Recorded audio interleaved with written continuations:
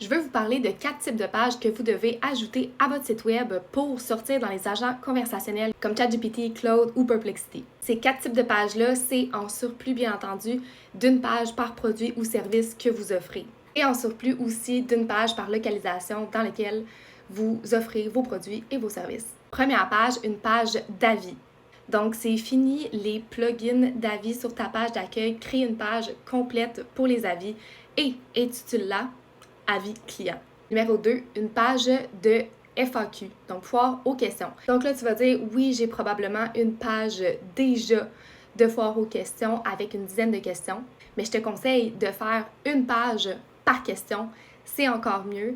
Et tu écris ta question, la réponse straightforward à ta question, et en plus de ça, tu mets une étude de cas pour cette question-là précisément. Avec un call to action. Par exemple, si tu as une entreprise d'aménagement paysager, donc là, dans ta FAQ, tu vas avoir une question qui est « Faites-vous de l'aménagement paysager commercial? » Donc là, tu vas faire une page avec cette question-là et tu vas décrire « Oui, on fait de l'aménagement paysager commercial » avec des références de projet. Et dans cette question-là, une section d'avis client.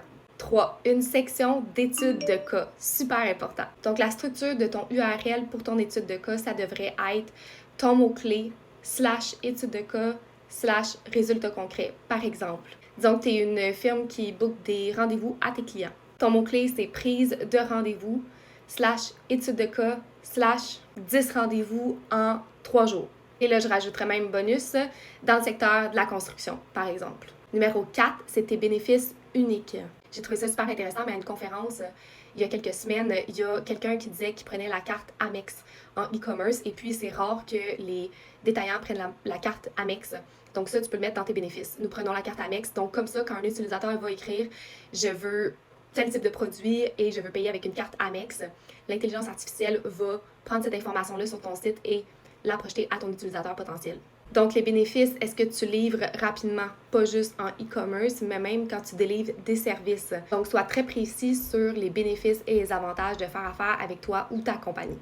Et rappelle-toi que dans tout ça, tu n'es pas en train d'optimiser ton site web pour le nombre de clics, mais tu es en train de former l'intelligence artificielle à te référer et à vendre pour toi 24/7.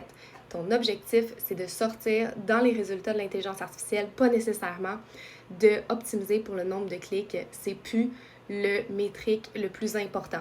Alors, suis-moi pour plus de trucs et astuces sur l'intelligence artificielle, les automatisations et le marketing. Je te souhaite une excellente journée!